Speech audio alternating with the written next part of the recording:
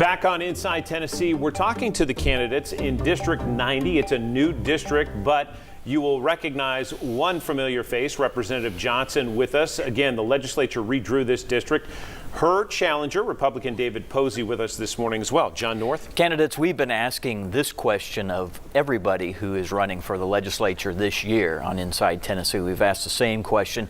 It's one of the biggest issues that's looming, not just in Tennessee, but across the U.S. landscape.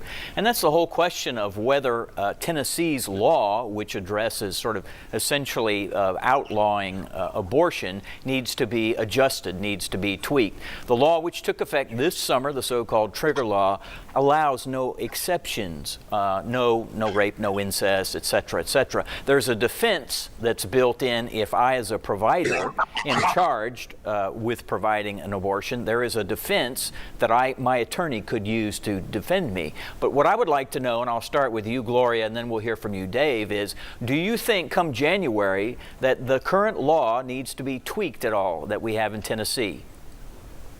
I absolutely believe it needs to be tweaked. As a matter of fact, I've already submitted several pieces of legislation to be written to address that, to address the exceptions that aren't there: rape, incest, life of the mother, human trafficking, and also to do everything we can to codify Roe so that in Tennessee, a violent rapist doesn't get to choose the mother of his child.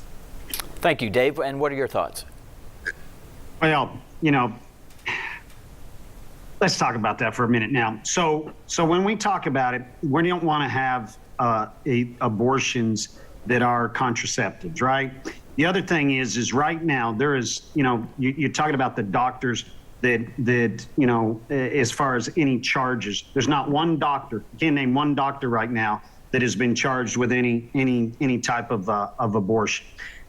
Does it need to be addressed? Is there some extreme, issues, as far as rape victims? I was talking with the folks at the University of Tennessee at the hospital, and, they do, when they have a rape case come in, they have a nurse sexual assault that addresses that is assigned to this rape victim.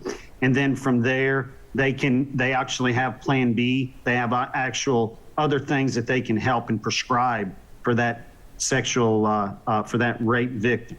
So in short, I think at this point, it is where it stands. And I think there is some for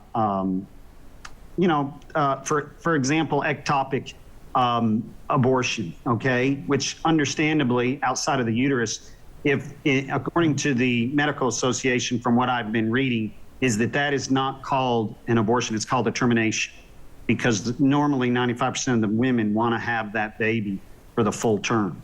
So that's my thought on this issue. One quick follow-up to your point. By Tennessee law, it is called an abortion in the definition, literally in Tennessee law.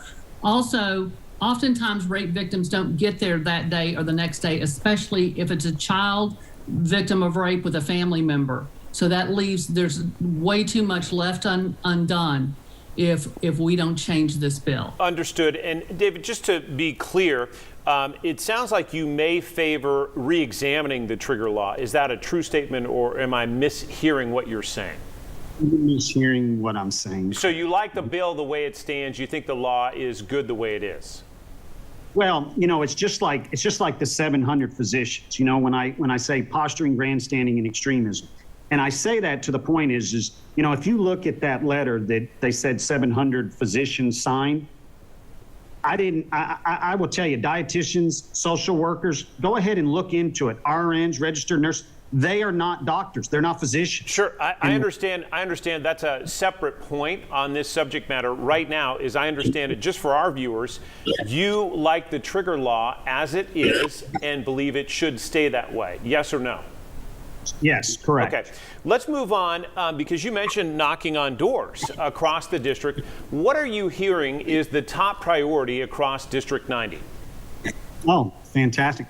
Crime, homelessness, infrastructure, as crime, right there in the Fort and Gill area, You know, there is so many people that are getting robbed at night. Their cars unlocked. I'm rocking down Atlanta Avenue over there by Fairmont and Broadway, and you know, talking to one guy knocking on his door, and he's like, "Yeah, my car was broken into last night." I go across the street. Guy tells me that a week ago his truck was stolen right out of his driveway, and he goes, and then I get emails from people right there in the North Hills area that are telling me, you know, we've never had so much crime. And, you know, what are you doing? What are you going to do to help? Well, as a Knox County Reserve police officer, you know, I am very passionate. I've been endorsed by the Fraternal Order of Police, Lodge Number 2. And, you know, they make $44,800 to $47,000. KCSO, Knox County officers get $44,800. Not KPD gets $48,000 $44,800 and $48,000 in patrol as a patrol officer. And, you know, we need to give the infrastructure, and with the latest $100 million that has been put in place by Governor Lee to help this crime prevention fund, you know, to get the grant money to follow up, to help these officers and support these officers in these police departments of what they need to help. Homelessness is another huge problem. And, you know, the definition of homelessness is a drug addiction. And number 2 is mental illness. And veterans, we have veterans out there with PTSD that have problems, and knocking on doors. I'm running into people that right next to a theater that these children had built outside off Knott Road, a gentleman tells me that he found a homeless man that had overdosed right there in his 100 feet away from the theater that kids were at. Okay. And laying in a sleeping bag. I appreciate those two serious issues. Representative Johnson, we've got to take a quick break. I'm going to give you a chance to weigh in on those issues and what you're hearing as you door knock. We're going to be back on Inside Tennessee with more of our conversation right after this.